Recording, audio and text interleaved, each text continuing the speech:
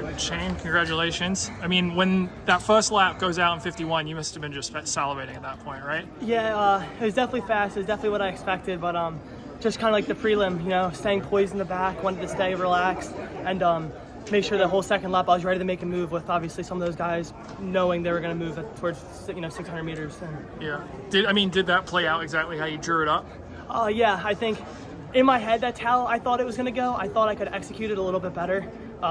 Going into the race, my plan was to kind of be mid-pack by 200 meters to go, just so I don't have to be all the way in the back to have to make a huge kick with like 150 meters. So I definitely thought I was going to be a little bit closer to the pack, but kind of trusted my instincts, moved when I thought I was going to be able to make it all the way through with a strong kick, and ended up kind of just being able to finish it out for sure. What's going through your mind in those last meters when you finally do get the passing lane? It was hold on as long as I can. That was definitely the main thing going through my head. Is I definitely felt a little lactic going with the last 15, 20 meters. And obviously Sam being such a great athlete, such a good runner, it was, I was maybe thinking he was going to have another little second gear to be able to kind of out-kick my kick and kind of get me through the line. But luckily, my coach just said run all the way through. And that's what I did, and that's luckily I was able to have just enough to secure the win and be able to hold on. Shane, it was loud during that last 100 meters. Were you able to hear it, or were you just so locked in on your kick? Yeah, I definitely heard it. It was definitely so much going on. I mean, I remember when they were just kind of doing the intermission of everyone and kind of calling everyone's name. A lot of Texas A&M guys were kind of getting a lot of love, so I wasn't sure if it was for Sam.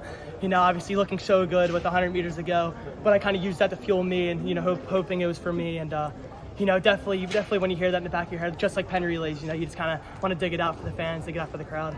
A lot of people, I think, after the prelims were comparing you to Robbie Andrews, and probably will again after this race. Like, how familiar were you with his win in 2011, and have you heard from him at all this week? Actually, funny, not at all. So I'm a fifth-year transfer. I was at a Division II school, so honestly, the whole Virginia legends, I haven't heard too much about. I heard a little bit more about Henry Wynn just being such a 1,500 mile heavy team, between Gary, West, Connor, James Donahue. All my teammates were really 1,500 mile heavy, so hearing Henry Wynn was a little bit more frequent. But obviously this weekend in the regionals, his name was definitely getting brought up a lot, and definitely want to reach out to him and get some more techniques from him. Can you describe the backstory of your season? Did you begin the year feeling like you could win an NCAA title here? Honestly, I definitely knew it was in me for sure. Coming off of indoor, it was my first year ever running indoor. Never did it at Tampa for my undergrad. And so only running 140, I was like, I wish it could have been a little bit better. But then when the spring kind of started, it was I run based off the win, why there's so much time. And then obviously as the season's been going, you kind of end up getting in better and better heats the more you win or place high. And ended up just working out ACCs and stuff, kind of really started kind of clicking for me. And then once ACCs hit, then I was like, I really thought that there was a shot I could, make it here and let alone win. And obviously pieces kind of came together between coach and I, and put the pieces together and ended up working out. Were there any other differences apart from the health? I know you said last spring you were banged up, but from then to now, what else has taken you to this level? My teammates and coaching. I run off of confidence, I run off of positivity, and that's one thing that Virginia is phenomenal at. I can't thank my teammates enough. I love them, the coaching staff, Coach Vin, Coach Dunbar, by far the best coaches I've ever had. I mean, on the confidence side of things, getting your head right, doing the little things, they make sure I'm ready. And then on the other side of things, my teammates, just being around them at all times. We're competing at a high level. Nate Mountain came in second. Yassine came in third in the steeplechase. Wes Porter was ranked 30th in the country and ended up placing sixth today.